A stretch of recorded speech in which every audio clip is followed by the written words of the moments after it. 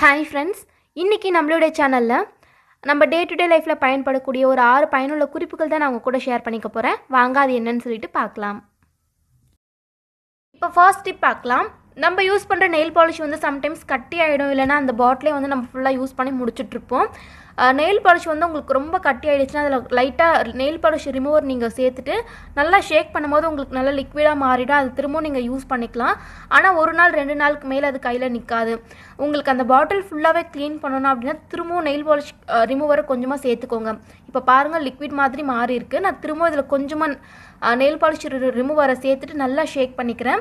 இந்த மாதிரி செய்யும் போது என்ன ஆகும்னு பார்த்தீங்கன்னா உங்களுக்கு பாட்டிலே ஃபுல்லாக க்ளீன் ஆகிடும். நெயில் பாலிஷ் கொஞ்சம் கூட அதில் ஒட்டிகிட்டே இருக்காது. எல்லாமே க்ளீன் ஆகிட்டு உங்களுக்கு பார்த்தீங்கன்னா நல்லா உங்களுக்கு அந்த கண்ணாடி வந்து உங்களுக்கு விசிபிளாக தெரியும். இப்போ பாருங்கள், இந்த மாதிரி நீங்கள் செஞ்சதுக்கு அப்புறமா ஏதாவது பட்ஸ் வச்சு உள்ள எல்லாத்தையும் க்ளீன் பண்ணிவிட்டு அப்புறமா நீங்கள் சோப் போட்டு வாஷ் பண்ணிக்கலாம். இதே போல் தான் நான் வந்து கார்க்கையும் க்ளீன் பண்ணிக்க போகிறேன். அந்த டிப் இருக்குது பார்த்தீங்களா, அதை வந்து ரிமூவ் பண்ணிவிட்டு பட்ஸ் வச்சு உள்ளே இருக்கக்கூடிய அந்த நெயில் பாலிஷ் எல்லாமே நெயில் பாலிஷ் ரிமூவர் வச்சு நல்லா க்ளீன் பண்ணிக்கிறேன். இந்த மாதிரி நம்ம க்ளீன் பண்ணி வச்சிட்டோன்னா எங்கேயாச்சும் நம்ம வெளியே போகும்போது இந்த பாட்டிலில் வந்து நம்மளுடைய ஃபவுண்டேஷனோ இல்லை க்ரீமோ இல்லை வேறு ஏதாவது போட்டு எடுத்துகிட்டு போகிறதுக்கு ரொம்ப ஈஸியாக இருக்கும், ரொம்ப கம்ஃபர்டபுளாகவும் இருக்கும். இப்போ நான் க்ளீன் பண்ணிவிட்டு காமிக்கிறேன் பாருங்கள். ஃபஸ்ட்டாக க்ளீன் பண்ணி முடிச்சதுக்கப்புறமா இது போல தான் இருக்கும். இந்த பாட்டிலை வந்து நம்ம ட்ராவல் அப்போ யூஸ் பண்ணிக்கலாம். நம்மளுடைய க்ரீம்ஸோ இல்லை வேறு ஏதாவது எடுத்துகிட்டு போகிறதுக்கே யூஸ் பண்ணிக்கலாம். அடுத்த டிப் பார்த்தீங்கன்னா, நம்ம ஆயில் ஸ்டோர் பண்ணுற எந்த பாட்டிலாக இருந்தாலுமே அதுக்கு மேலே எண்ணெய் பிசுக்கு இருக்கும். சம்டைம்ஸ் நமக்கு அது க்ளீன் பண்ணுறதுக்கு ரொம்ப சோம்பேறித்தனமாக இருக்கும். ஒரு வாரம் கழிச்சு க்ளீன் பண்ணிக்கலாம் அந்த மாதிரி மைண்ட் செட் இருக்கும். அப்போ என்ன பண்ணலான்னா, இந்த மாதிரி பவுட்ரோ இல்லை சால்ட்டை எடுத்து நீங்கள் அதுக்கு மேலே பாட்டில் மேலே மட்டும் நீங்கள் தொடச்சி வச்சுக்கலாம். இந்த மாதிரி செய்யும் போது அந்த எண்ணெய் பிசுக்கு உங்களுக்கு அதிகமாக இருக்காது. இல்லை நீங்கள் ஒரு 2 நாளைக்கு ஒரு முறை இல்லை 3 நாளைக்கு ஒரு முறை கூட இந்த டிப்பை நீங்கள் ஃபாலோ பண்ணிங்கன்னா உங்களுக்கு எண்ணெய் பிசுக்கே மேலே வந்து படியாது. நான் இன்றைக்கி பவுட்ரு தான் யூஸ் பண்ணுறேன். அதாவது நம்ம ஃபேஸ்க்கு யூஸ் பண்ணுற பவுட்ரு தொட்டு அந்த துணி வச்சு நான் ஃபுல்லாக வந்து தொடச்சி எடுத்துக்க போகிறேன். இந்த மாதிரி செய்யும் போது எண்ணெய் பிசுக்கு போயிட்டு உங்களுக்கு நல்லா பலபலன்னு இருக்கும். இந்த டிப் வந்து நீங்கள் பாட்டில் மேலே இந்த மாதிரி செராமிக் இல்லை பிளாஸ்டிக் பாட்டில் எதுக்கு வேணாலும் ஃபாலோ பண்ணிக்கலாம். எல்லாத்துக்குமே உங்களுக்கு நல்ல ரிசல்ட் இருக்கும்.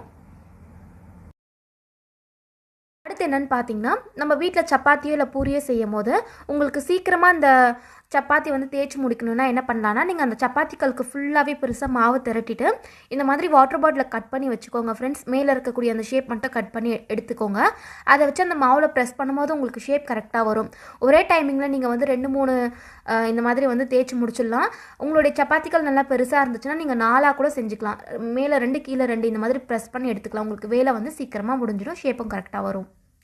இது வந்து சப்பாத்தி பூரிக்கு மட்டும் கிடையாது, நம்ம வீட்டில் கொழுக்கட்டை செய்யும் போது கூட வந்து யூஸ் பண்ணிக்கலாம். கண்டிப்பாக ட்ரை பண்ணி பாருங்கள். இப்போ அடுத்த டிப் பார்க்கலாம். அடுத்து பார்த்தீங்கன்னா, நம்ம ஏதாவது எலக்ட்ரானிக் ஐட்டம்ஸ் வாங்கும் போது எக்ஸ்ட்ராவாக இந்த மாதிரி வாஷர் போல்டு எல்லாமே கொடுப்பாங்க. அது எல்லாமே ரொம்ப குட்டி குட்டியாக இருக்கிறதால எங்கேயாச்சும் நம்ம வச்சுருவோம். சம்டைம்ஸ் நம்ம தேடும் போது கிடைக்காது. அதை செக்யூராக ஸ்டோர் பண்ணுறதுக்கு என்ன பண்ணலான்னா, இந்த மாதிரி செல்லோ டேப் எடுத்துக்கோங்க. செல்லோ டேப்புக்கு நடுவில் அந்த திங்ஸ் எல்லாமே வச்சுட்டு 2 பக்கமும் செக்யூர் பண்ணி விட்டுருங்க. இந்த மாதிரி செய்யும்போது கண்டிப்பாக உங்களுக்கு தொலைஞ்சு போகாது. எப்போ வேணுமோ அப்போ வந்து நம்ம எடுத்து யூஸ் பண்ணிக்கலாம். இது வந்து இதுக்கு மட்டும் கிடையாது ஃப்ரெண்ட்ஸ், வேறு ஏதாவது குட்டி குட்டி பொருட்கள் கூட இந்த மெத்தட் வந்து ஃபாலோ பண்ணிக்கலாம். அடுத்து ஃபேனை வந்து ரொம்ப ஈஸியாக எப்படி க்ளீன் பண்ணுறதுன்னு பார்க்கலாம். நிறைய பேர் இந்த மாதிரி ஸ்பாஞ்ச் வந்து யூஸ் பண்ணுவோம், பட் அதை டேரெக்டாக யூஸ் பண்ணாதீங்க. உள்ளே வந்து கட் பண்ணிக்கோங்க, கொஞ்சம் கேப் இருக்கிற மாதிரி கட் பண்ணிக்கோங்க. இந்த மாதிரி கட் பண்ணிவிட்டு நம்ம துடைக்கும் போது என்ன ஆகும்னு பார்த்தீங்கன்னா, கம்பியில் இருக்கக்கூடிய அழுக்கு டஸ்ட் எல்லாமே நமக்கு ஈஸியாக வந்து ரிமூவ் ஆகிடும். சீக்கிரமாக வேலை வந்து முடிஞ்சிடும். இப்போ நான் கட் பண்ணிவிட்டு காமிக்கிறேன் பாருங்கள். இந்த மாதிரி 2 பக்கமும் கட் பண்ணிக்கோங்க. அதாவது பாக்ஸ் மாதிரி நான் கட் பண்ணுறேன். இந்த மாதிரி கட் பண்ணும்போது நமக்கு இந்த மாதிரி குட்டி குட்டி கேப்ஸ் இருக்கும். இப்போ நம்ம இதில் துடைக்கும் போது என்ன ஆகும்னு பார்த்தீங்கன்னா, கம்பி குட்டி குட்டி கம்பியாக இருந்தாலுமே அதில் இருக்கக்கூடிய அழுக்கு எல்லாமே நம்ம ஈஸியாக வந்து க்ளீன் பண்ணி முடிச்சிடலாம். இப்போ நான் உங்களுக்கு ஃபேனில் க்ளீன் பண்ணி காட்டுறேன் பாருங்கள். இதுவே கட் பண்ணாமல் ஸ்பாஞ்சோடு நம்ம யூஸ் பண்ணும்போது அந்த அளவுக்கு உள்ளே போகாது, க்ளீன் பண்ணுறதுக்கும் ரொம்ப கஷ்டமாக இருக்கும். அடுத்து பார்த்தீங்கன்னா, நிறைய பேருக்கு முட்டை வேக வைக்கும் போது சம்டைம்ஸ் ஓவர் குக் ஆகிட்டு உடஞ்சி போயிடும். இல்லை உள்ளே இருக்கக்கூடிய மஞ்சள் கரு பார்த்திங்கன்னா உங்களுக்கு வேகாமல் ஒரு மாதிரி ஆரஞ்சாக இருக்கும். அந்த மாதிரி எதுவுமே இல்லாமல் இருக்கிறதுக்கு என்ன பண்ணலான்னா, எப்போவுமே நீங்கள் முட்டை வேக வைக்கும் போது டைமிங் பார்த்துக்கோங்க. ஒரு 8 நிமிஷம் போல் நீங்கள் வந்து டைம் வச்சுட்டு அதுக்கப்புறமா நீங்கள் ஸ்டவ் ஆஃப் பண்ணிட்டீங்கன்னா உங்களுக்கு வந்து ஓவர் குக் ஆகாது. உள்ளே இருக்கக்கூடிய மஞ்சள் கருவும் கரெக்டாக வெந்திருக்கும். மேலே இருக்கக்கூடிய வெள்ளைக்கருவும் பார்த்திங்கன்னா உங்களுக்கு ஈவனாக வந்து உங்களுக்கு குக் ஆகிருக்கும். ட்ரை பண்ணி பாருங்கள்.